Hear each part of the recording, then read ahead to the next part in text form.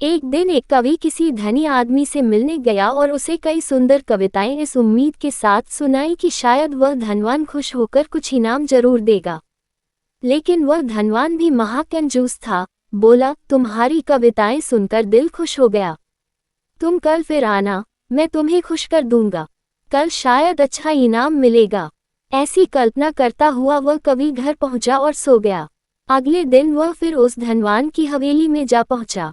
धनवान बोला, सुनो कवि महाशय, जैसे तुमने मुझे अपनी कविताएं सुनाकर खुश किया था, उसी तरह मैं भी तुमको बुलाकर खुश हूँ। तुमने मुझे कल कुछ भी नहीं दिया, इसलिए मैं भी कुछ नहीं दे रहा, हिसाब बराबर हो गया। कवि बेहद निराश हो गया। उसने अपनी आप बीती एक मित्र को कह सुनाए और उस मित्र ने बीरबल को बता दिया। सुनकर बीरबल बोला, अब जैसा मैं कहता हूँ वैसा करो। तुम उस धनवान से मित्रता करके उसे खाने पर अपने घर बुलाओ। हाँ, अपने कवि मित्र को भी बुलाना मत भूलना। मैं तो खैर वहाँ मौजूद रहूंगा ही। कुछ दिनों बाद बीरबल की योजनानुसार कवि के मित्र के घर दोपहर को भोज का कार्यक्रम तय हो गया। नियत समय पर वह धनवान भी आ पहुंचा।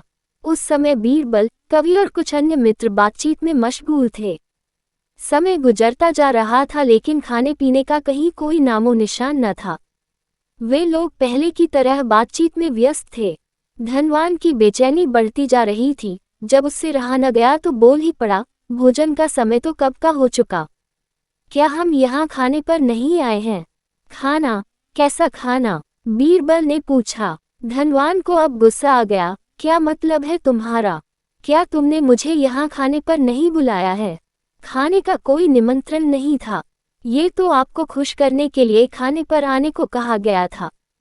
जवाब बीरबल ने दिया। धनवान का पारा सातवें आसमान पर चढ़ गया। क्रोधित स्वर में बोला, ये सब क्या है? इस तरह किसी इज्जतदार आदमी को बेइज्जत करना ठीक है क्या? तुमने मुझसे धोखा किया है। अब बीरबल हंसता हुआ बोला, यदि मैं कहूँ कि इसमें कुछ भी गलत नहीं तो तुमने इस कवि से यही कहकर धोखा किया था ना कि कल आना, सो मैंने भी कुछ ऐसा ही किया। तुम जैसे लोगों के साथ ऐसा ही व्यवहार होना चाहिए। धनवान को अब अपनी गलती का आभास हुआ और उसने कवि को अच्छा इनाम देकर वहां से विदा ली।